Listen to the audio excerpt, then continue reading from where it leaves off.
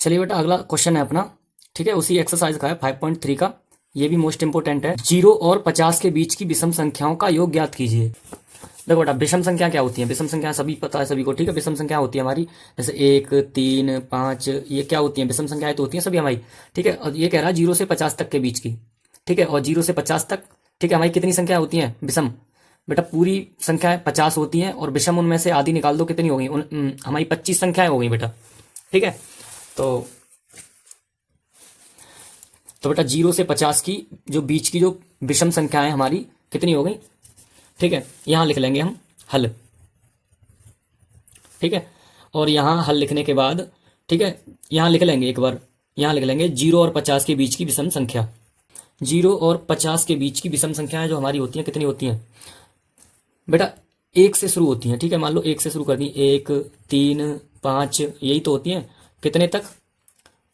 Last 50 कहा है इसने, तो 50 तो हमारी सम होती है, कितनी हो गई? 49 हो गई। ये बेटा क्या हो गई हमारी? एपी हो गई एक, ठीक है। तो एपी हो गई, तो एपी में क्या निकाल लेंगे हम? एपी में निकाल लो बेटा, यहाँ पे प्रथम पद निकाल लो, प्रथम पद, ठीक है। प्रथम पद क्या है हमारा? पहला पद ए होता है, ए का मान बना गया, ठीक है। और क्या निकालेंगे? सार्वांतर निकाल लेंगे, सार्वांतर, ठीक है। तो सार्वांतर कितना है? सार्वांतर डी होता है बेटा, यानी दूसरे पद में से पहला घटा दो, यानी 3 में से अगर हमने 1 घटा दिया तो कितना मिल गया? 2 मिल गया, सार्वांतर 2 आ गया, ठीक है।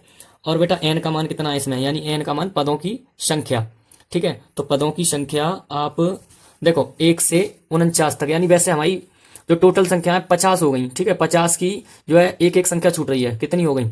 25 हो गई। ये क्योंकि सम संख्या निकाल दो इनमें से, विषम जो बची हमारी 25 संख्या बची हमारी, ठीक है। अब इससे आगे चलिए, अब इससे आगे करते हैं, ठीक है। जब इतना मान निकल आया तो एक ये बेटा अंतिम पद भी लिख लो, ठीक है।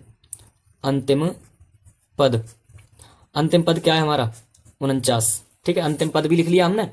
चलो जब इतना ये सब कुछ निकल आया तो यहां लिख दो बेटा एन पदों के योग से, एन पदों के योग से, ठीक है। तो एन पदों का योग क्या होता है? एन पदों का योग होता है एस एन बराबर n/2 A plus A N, ठीक है। तो बेटा ये हमने फॉर्मूला इसमें लगा दिया है, ठीक है। आप कहोगे कि सर आपने ये वाला फॉर्मूला क्यों नहीं लगाया, ये बड़ा वाला? हमने आपको पहले भी बताया है कि बेटा अगर, ठीक है, इसमें ए एन का मान दे रखा हो, ठीक है, यानी अंतिम पद दे रखा हो, तो हम ये वाला फॉर्मूला लगा लेते हैं, छोटा वाला, ठीक है, ए एन वाला, ठीक है। तो चलिए आगे करते हैं इसे, ठीक है। इसलिए हमने ये छोटा वाला फॉर्मूला लगा लिया, इससे ना क्वेश्चन छोटा भी हो जाता है और आसान भी हो जाता है, ठीक है। हमें तो भाई आसान गणित पढ़ाना है ना, इसीलिए तो। चलिए आगे चलते हैं, ठीक है। सबके मान लगा दो। एस एन का मान तो है नहीं है, ठीक है। किसका मान है? एन का मान है। एस एन का मान कितना है बेटा? एन का मान हमने निकाला था 25, ठीक है। बराबर इधर भी लिख दो, एन का मान 25/2, ठीक है। ए का मान लगा दो, ए का मान कितना था? 1 प्लस, और यहाँ पे ए एन का मान निकाल लिया था हमने, अंतिम पद ये रहा 49, ठीक है। चलो इतना हो गया, ये अंतिम पद भी निकाल लिया हमने।